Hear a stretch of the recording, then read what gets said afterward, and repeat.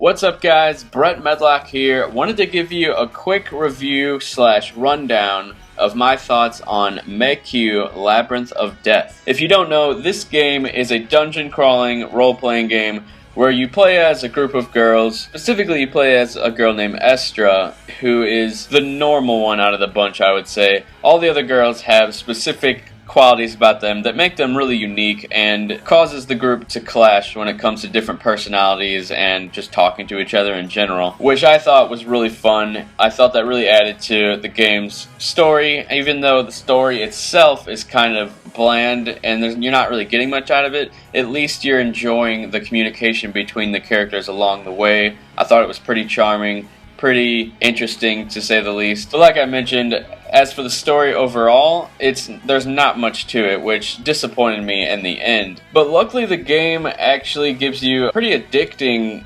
gameplay, which I was surprised. I'm not much of a dungeon crawling fan, but I really liked the speed of this game. You jump into fights and you quickly end them, and then you can run like all the way across the dungeon really quickly. I really like the speed of the game is what I'm trying to get at.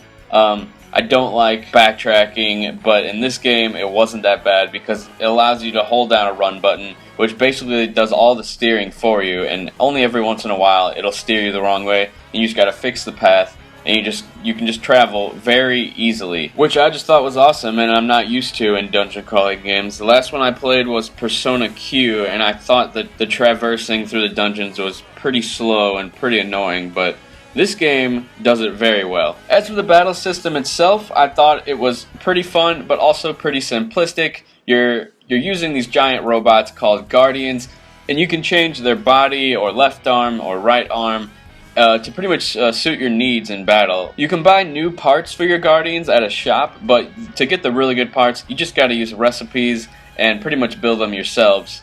And all the stuff that I saw in the shops, I thought was a little too expensive. Not worth how much money you have to spend to get it. So if you haven't played the game yet, a big tip is to use recipes and not spend all your money on parts for your Guardians. Lastly, I wanted to talk about the presentation of the game. While the character models, when it comes to the 2D animations, I thought were very stylistic and pretty to look at, the actual dungeons and especially the battles, I thought were just pretty ugly.